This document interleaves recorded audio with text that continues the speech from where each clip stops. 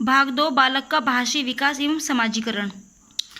सामाजिक प्रत्याशाओं के अनुरूप व्यवहार की योग्यता का अधिगमन सामाजिक विकास कहा जाता है। उक्त कथन है हरलोक का। सामाजिक प्रत्याशाओं के अनुरूप व्यवहार की योग्यता का अधिगमन सामाजिक विकास कहा जाता है। उक्त कथन किसका है? हरलोक का। वाणी दोष नहीं है, धीमी या तेज गति से बोलना, ये वाणी दोष नहीं है। ध्वनि परिवर्तन और अस्पष्ट उच्चारण, ये है। तीव्र अस्पष्ट वाणी, ये भी है। हकलाना और तुतलाना, ये भी है। लेकिन ध्वनि या तेज गति से बोलना, ये वाणी दोष नहीं है। भाषा विकास का सिद्धांत नहीं है।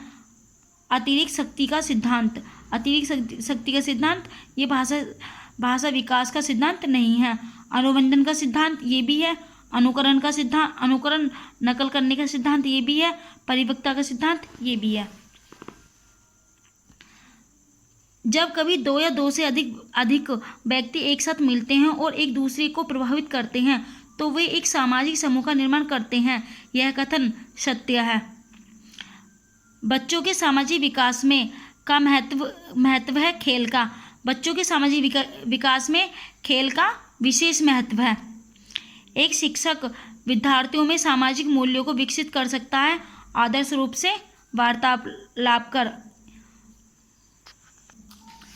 प्राथमिक कक्षाओं में बालक की विषयगत योग्यता की भली भांति विकसित किया जा सकता है मातृभाषा अथवा क्षेत्रीय भाषा में कक्षा शिक्षण करके।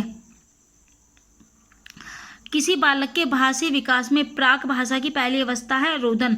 सबसे पहले बच्चा रोना ही तो शुरू करता है। किसी बालक के भाषी विकास में प्राक भाषा की पहली अवस्था रोदन यानी कि रोना है।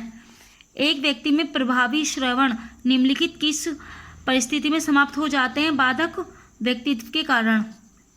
प्राथमिक कक्षाओं में बालकों का वाचन अभ्यास कराया जाता है प्रत्येक बालक द्वारा उच्च ध्वनि में पाठ की पुनरावृत्ति करके। प्राथमिक कक्षाओं में बालकों का वाचन अभ्यास कराया जाता है प्रत्येक बालक द्वारा उच्च ध्वनि में पाठ की पुनरावृत्ति करके, यानी पाठ को पढ़कर। स्मिथ के अनुसार 5 वर्ष की आयु में बालकों के शब्द भंडार की संख्या लगभग होती है 2072। मनुष्य स्वयं संप्रेषण को सर्वाधिक प्रभावित करता है जबकि उसकी भाषा में विकृति हो। अशुद्ध उच्चारण सुधारा जा सकता है उपरोक्त सभी द्वारा। पुनरावृत्ति द्वारा समानता वाले शब्दों का उच्चारण कराकर शब्दों को खंडों में बांटकर सभी के द्वारा। आज भी बड़ी से बड़ी संख्या में लड़कियां स्कूल की 4 दीवारी में घुस नहीं पाई हैं। इसका प्रमुख कारण क्या है? लैंगिक भेदभाव। आज भी बड़ी संख्या में लड़कियां स्कूल की 4 दीवारी में घुस नहीं पाई हैं। इसका सबसे प्रमुख जो कारण है वो लैंगिक भेदभाव है। किसी बालक में भाषा विकास के उत्तरकालीन रूप की दूसरी अवस्था है शब्द भंडार का निर्माण। निम्न में से क्या भाषा शिक्षण का सिद्धांत है? रुचि का सिद्धांत, ये भी है। क्रिया का सिद्धांत, ये भी है। व्यक्तित्व भिन्नता का सिद्धांत, ये भी है। सभी निम्नलिखित में से क्या भाषा दोष नहीं है? भाषा दोष नहीं है। ध्वनि के प्रतिस्थापन का ना होना, ये भाषा दोष नहीं है। ध्वनि में अशुद्ध उच्चारण होना, ये भी है। ध्वनि का अत्यंत तीव्र होना, ये भी है। ध्वनि में पुनरावृत्ति होना, ये भी है। निम्न में से क्या किसी बालक के भाषा विकास का प्रारंभिक रूप नहीं है? आकलन। बच्चा नकल करना थोड़ा ना सीखता है। प्रारंभ में तो वो रोना, फिर हाव भाव, हंसना, फिर तुतलाना या बलबलाना सीखता। अनुकरण तो 5 वर्ष के बाद सीखता है, 5 वर्ष या 3 वर्ष के बाद। किसी बालक के भाषा विकास को प्रभावित करने वाला कारक नहीं है अच्छा स्वास्थ्य। सामाजिक आर्थिक स्थिति, ये भी है। द्विभाषावाद, ये भी है। कमजोर बुद्धि, ये भी है। लेकिन अच्छा स्वास्थ्य नहीं है। यदि आपकी कक्षा में एक बालक भाषा दोषयुक्त है तो आप किसी सामान्य बालक की तुलना में उससे क्या पाएंगे? उस बालक का अपने स्वर यंत्रों पर नियंत्रण नहीं है। आपकी कक्षा में एक बालक भाषा दोष मुक्त है तो आप किसी सामान्य बालक की तुलना में उससे क्या पाएंगे कि उस बालक का अपने स्वर यंत्रों पर नियंत्रण नहीं है। भारतीय परिस्थितियों में कौन सी भाषा उच्च शिक्षा का सर्वोत्तम माध्यम बन सकती है? अंग्रेजी। भारतीय परिस्थितियों में कौन सी भाषा उच्च शिक्षा का सर्वोत्तम माध्यम बन सकती है? अंग्रेजी। प्राथमिक स्तर पर शिक्षा का माध्यम मातृभाषा होना चाहिए क्योंकि इससे बालकों को पाठ्य वस्तु समझने में सुविधा होती है। प्राथमिक स्तर पर शिक्षा का माध्यम मातृभाषा होना चाहिए, क्योंकि इससे बालकों को पाठ्य वस्तु समझने में सुविधा मिलती है। समाजीकरण वह प्रक्रिया है जिसमें बच्चे व वयस्क सीखते हैं परिवार से, श्रेष्ठ जनों से, विद्यालयों से, इन सभी से। समाजीकरण वह प्रक्रिया जिसमें बच्चे व वयस्क सीखते हैं किससे? परिवार से, श्रेष्ठ जनों से, विद्यालयों से और सभी से बच्चे कुछ ना कुछ सीखते हैं। विद्यालय बच्चों को अपने परिवार, जाति, आस पड़ोस से अर्जित किस दृश्य प्रवृत्ति को दूर कर उनका समाजीकरण करते हैं, संकीर्णता से, अंधविश्वास से, कुरीतियों से, सभी से। बच्चे के समाजीकरण में अध्यापक की भूमिका होनी चाहिए। उसे बालक के अनुचित व्यवहार को रोकना चाहिए। उसे बच्चों के साथ भेदभाव रहित व्यवहार होना चाहिए। उसे बच्चे की जाति, धर्म आदि की अवहेलना नहीं करनी चाहिए। उपयुक्त सभी। समाजीकरण की प्रक्रिया में शिक्षक का उत्तरदायित्व है समाजीकरण वातावरण का निर्माण करना, सामूहिक कार्यों को प्रोत्साहन देना, सांस्कृतिक कार्यों को प्रोत्साहन देना। सभी पास पड़ोस व मित्र बालक के समाजीकरण में किस प्रकार सहायक होते हैं? बालक को अपने व्यवहार से प्रभावित करते हैं। इसलिए पास पड़ोस व मित्र बालक के समाजीकरण में किस प्रकार सहायक होते हैं? बालक को वो अपने व्यवहार से प्रभावित करते हैं। विद्यालय समाजीकरण के क्षेत्र में न केवल इसका अभिकरण है, अपितु वह समाज की सांस्कृतिक प्रगति का भी संरक्षण है। भाषा समाजीकरण का महत्वपूर्ण तत्व है, क्योंकि बालक भाषा के बिना भी संकेतों से दूसरों से व्यवहार करता है। भाषा पर अधिकार पाने के बाद ही सामाजिक बनता है। विचार प्रकट करने व विचारों को ग्रहण करने में भाषा का ज्ञान सहायक है। उपयुक्त सभी। मुख्यतः विद्यालय बालकों के समाजीकरण में असफल रहते हैं जो धर्म विशेष के आधार पर संचालित है, जाति विशेष के आधार पर संचालित है, अंधविश्वास के आधार पर संचालित है। उपयुक्त सभी। बालक के सामाजिक विकास में सबसे महत्वपूर्ण वातावरण है।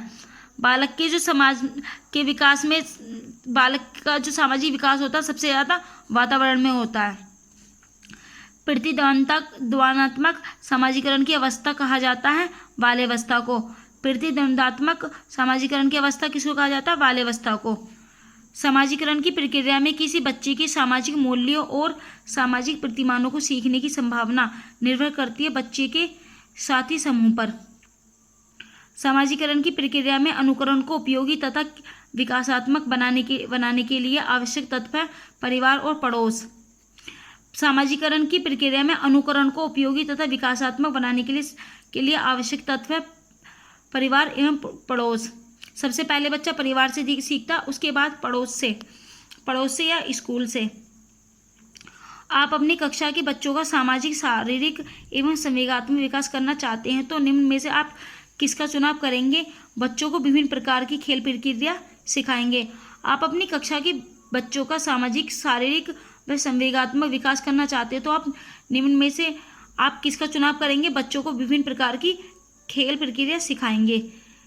शिक्षक शिक्षार्थियों पर समाजीकरण हेतु प्रभाव निम्नांकित प्रविधि से डाल सकता है। बौद्धिक क्रियाओं में भाग लेने के लिए उत्प्रेरित करके, उनका पृष्ठपोषण कर, उन्हें वांछित व्यवहार करने हेतु सुझाव देकर, अपना उदाहरण प्रस्तुत कर, अनुकरण हेतु प्रेरित करके। सभी द्वारा बालक के समाजीकरण का प्रमुख तत्व है वंशानुक्रम, परिवार और पर्यावरण। सभी हैं। बालक के समाजीकरण के जो प्रमुख तत्व हैं वो वंशानुक्रम भी है, परिवार भी और पर्यावरण भी है। निम्न में से कौन सा कथन सत्य है? हमें क्वेश्चन सॉल्व करने से पहले ये ध्यान रखना चाहिए कि क्वेश्चन हमसे नेगेटिव में पूछ रहा है या पॉजिटिव में। तो लड़के अधिक बुद्धिमान होते हैं? नहीं। लड़कियां भी अधिक बुद्धिमान होती है? लड़कियां अधिक बुद्धिमान होती है? नहीं, लड़की भी होती है। तो ये भी गलत है। बुद्धि का लिंग के साथ संबंध नहीं है। ये कथन सत्य है कि बुद्धि का और लिंग का आपस में कोई संबंध नहीं है। सामान्यतः लड़के लड़कियों से अधिक बुद्धिमान होते हैं? नहीं, ये भी गलत है। विद्यालय जाने वाले छोटे बालकों द्वारा जो अपने समूह बनाए जाते हैं उनमें सबसे कम महत्वपूर्ण कारक है लिंग। विद्यालय जाने वाले छोटे बालकों द्वारा अपने समूह बनाए जाते हैं उनमें सबसे कम महत्वपूर्ण कारक है लिंग। नेगेटिव पूछा है। निकटस्थता ये भी है। विशेष कार्य में रुचि ये भी है। पारस्परिक सहानुभूति ये भी है, लेकिन लिंग सबसे कम है महत्वपूर्ण कारक है। एक अध्यापक को अपनी कक्षा में निम्न में से किस तथ्यों को नकारना चाहिए? छात्र छात्राओं के मध्य लैंगिक भेदभाव को। एक अध्यापक को छात्र और छात्राओं के मध्य समान व्यवहार करना चाहिए और लैंगिक भेदभाव को नकारना चाहिए। लैंगिक भेदभाव को दूर करने के लिए शिक्षा व्यवस्था में आवश्यक उपाय: छात्र छात्राओं के लिए समान प्रावधान, छात्राओं के लिए समान प्रावधान किए जाने चाहिए, तभी स्कूल में लैंगिक भेदभाव को दूर किया जा सकता है। छात्राओं पर लैंगिक भेदभाव का प्रभाव पड़ता है उनके सामाजिक उत्थान में, सामाजिक दृष्टिकोण में, शैक्षणिक योग्यता में, उपयुक्त सभी में। छात्र एवं छात्राओं के बीच लैंगिक प्रभावों को कम करने के लिए उपयुक्त उपाय है छात्राओं को छात्रों के समान अधिकार देना, छात्राओं को छात्रों के कार्य के समान अवसर उपलब्ध कराना चाहिए, छात्राओं को छात्रों के समान शैक्षिक योग्यता की समानता उपलब्ध करानी चाहिए सभी।